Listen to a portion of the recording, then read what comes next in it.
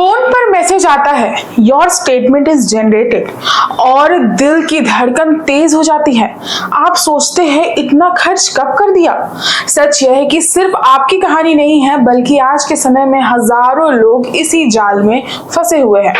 शुरुआत में credit card एक राहत जैसा लगता है, अभी खरीदो बाद में पैसे दे दो, लेकिन धीरे धीरे यही आदत एक ऐसे चक्र में बदल जाती है जहां से निकलना मुश्किल लगने लगता है। लोग अक्सर मिनिमम पेमेंट करके खुद को समझा लेते हैं कि उन्होंने जिम्मेदारी निभा दी, जबकि असलियत में वो सिर्फ समय खरीद रहे होते हैं, कर्ज नहीं घटा रहे होते हैं। याद रखिए, मिनिमम पेमेंट आपकी मदद नहीं करता, वो सिर्फ बैंक का फायदा बढ़ाता है। इस जाल से बाहर निकलने का पहला कदम है सच्चाई को स्वीकार करना। अपने सारे क्रेडिट कार्ड के बिल, बकाया रकम और इंटरेस्ट रेट को एक जगह लिखिए और देखिए कि असल में आप पर कितना बोझ है। शुरुआत में ये डरावना लग सकता है, लेकिन यही वह मोड़ है जहां से सुधार शुरू होता है। जब आप पूरी तस्वीर देख लेते हैं तभी आप सही रणनीति बना सकते हैं। इसके बाद सबसे जरूरी है कि आप मिनिमम पेमेंट की आदत छोड़कर मैक्सिमम पेमेंट की सोच अपनाएं। जितना ज्यादा आप अभी चुका देंगे उतना कम ब्याज आपको आगे देना पड़ेगा।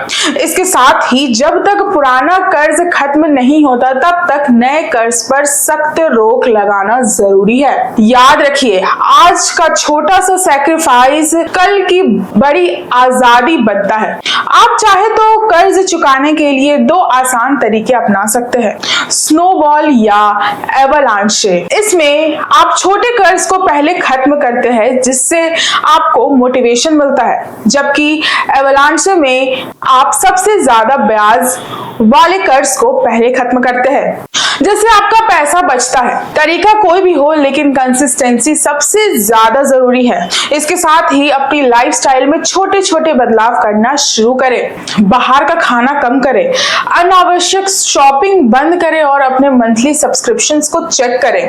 ये छोटे छोटे कदम सुनने में मामूली लगते हैं, लेकिन धीरे धीरे यही आगे बढ़कर आपको ज्यादा फर्क पैदा कर देता है।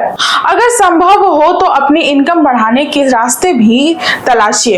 एक्स्ट्रा काम, फ्रीलांसिंग या नई स्किल सीख कर, क्योंकि ज्यादा कमाई से आप तेजी से इस जाल से बाहर निकल सकते हैं।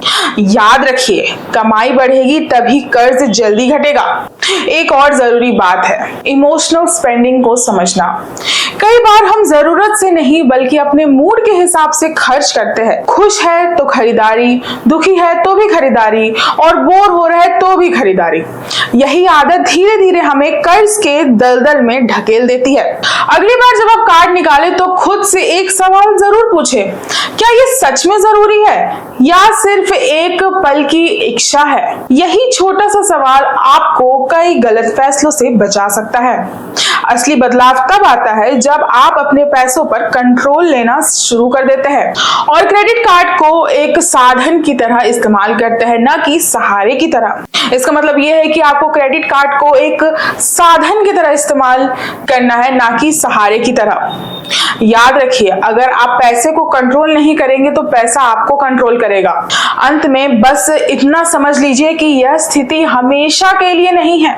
आज आप कर्ज में हैं, लेकिन सही फैसलों और लगातार मेहनत से आप इससे बाहर निकल सकते हैं। डरने या भागने से कुछ नहीं बदलेगा, लेकिन एक ठोस प्लान बनाकर उस पर टिके रहने से सब बदल सकता है। याद रखिए, समस्या से भागने से वो बड़ी होती है और उसका सामना करने से धीरे धीरे खत्म हो जाती है और उसका सामना करने से धीरे धीरे खत्म हो जाती है। अगर आपने आज ये ठान लिया कि अब इस जाल से बाहर निकलना है तो यकीन मानिए आपकी आधी जीत यही होगी, बाकी आधी आपकी कंसिस्टेंसी और डिसिप्लिन आपको दिला देंगे। और सबसे अहम बात, खुद पर भरोसा रखना मत छोड़िए। कर्ज में होना आपकी पहचान नहीं है, ये सिर्फ एक फेज है जो सही फैसलों से खत्म हो सकता है। आपको एकदम से सब ठीक नहीं करना, बस रोज थोड़ा थोड़ा बेहतर करना है। एक गलत खर्च कम, एक एक्स्ट्रा पेमेंट ज्यादा, एक सही फैसला और। धीरे धीरे यही छोटे कदम मिलकर बड़ा बदलाव लाते हैं। जब आप पीछे मुड़कर देखेंगे तो समझ आएगा कि जो चीज कभी बोझ लगती थी वही आपकी सबसे बड़ी सीख बन गई है। याद रखिए, आपकी हालत स्थायी नहीं है, लेकिन आपके फैसले आपका भविष्य तय करते हैं। ऐसे ही और अपडेट्स के लिए बने रहे हमारे साथ द न्यूज़ पोस्ट।